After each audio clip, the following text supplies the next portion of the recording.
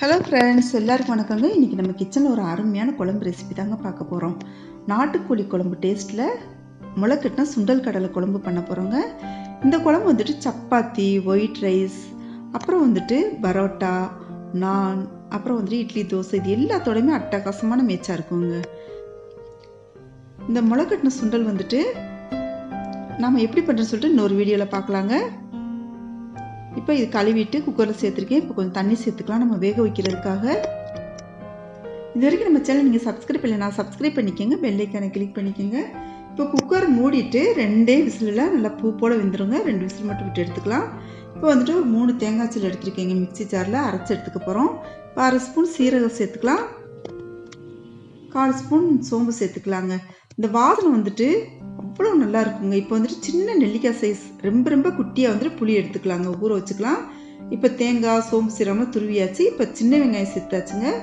அதை நம்ம தனியாக அரைச்சி எடுத்துக்க போகிறோம். இப்போ பாருங்கள், 2 விசில் விட்டு இறக்கியாச்சு. பூ போல் வெந்திருக்குங்க. தனியாக நான் வந்து ஈவினிங் ஸ்நாக்ஸுக்காக கொஞ்சம் தனியாக எடுத்து வச்சுருக்கேங்க. இப்போ 2 தக்காளி கட் பண்ணி இதோட சேர்த்துக்கலாம். இப்போ கரைச்சி வச்ச புளி தண்ணி சேர்த்துக்கலாங்க. இப்போ குழம்புக்கு தேவையானதுக்கு தண்ணி சேர்த்துக்கலாம். இப்போ நான் குழம்பு பொடி வந்துட்டு சேர்க்குறேங்க.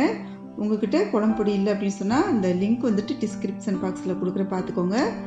அப்படி குழம்பு பொடி இல்லை அப்படின்னு சொன்னாலுமே 1.5 ஸ்பூன் தனி மிளகாய் பொடி, 2 ஸ்பூன் மல்லிப்பொடி, 1 ஸ்பூன் சீரகப்பொடி, 1/2 ஸ்பூன் மஞ்சள் பொடி சேர்த்துக்கோங்க. இப்போ அரைச்சி வச்ச அந்த தேங்காய் விழுது எல்லாமே வந்துட்டு நம்ம குழம்புல சேர்த்தாச்சு. தேங்காய், சோம்பு, சீரகம், சின்ன வெங்காயம் எல்லாமே.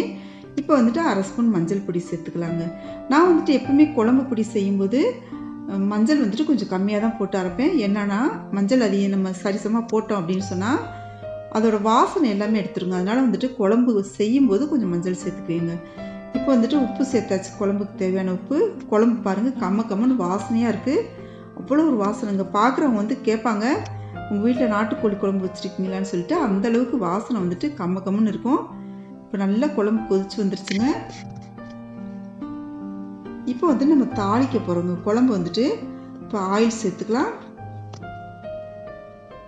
நம்ம நார்மலாக வந்துட்டு குழம்புகளுக்கு நல்லெண்ணெய் சேர்ப்போம். இதுக்கு வந்து நல்லெண்ணெய் தான் சேர்க்கணும் இல்லை, எந்த எண்ணெய் சேர்த்துக்கலாம். இப்போ கடுகு, உளுந்தம் பருப்பு சேர்த்தாச்சு. வெந்தயம் கொஞ்சமாக சேர்த்துக்கலாம், சோம்பு சேர்த்துக்கலாங்க. இப்போ இது நல்லா வந்துட்டு பொரிஞ்சு வந்த பின்னாடி வாசனைக்காக மிளகாய் வத்தல் சேர்த்துக்கலாம். இப்போ வந்துட்டு நம்ம வெங்காயம் கட் பண்ணி வச்சுருக்கீங்க, சின்ன வெங்காயம், அது வந்துட்டு சேர்த்துக்கலாங்க.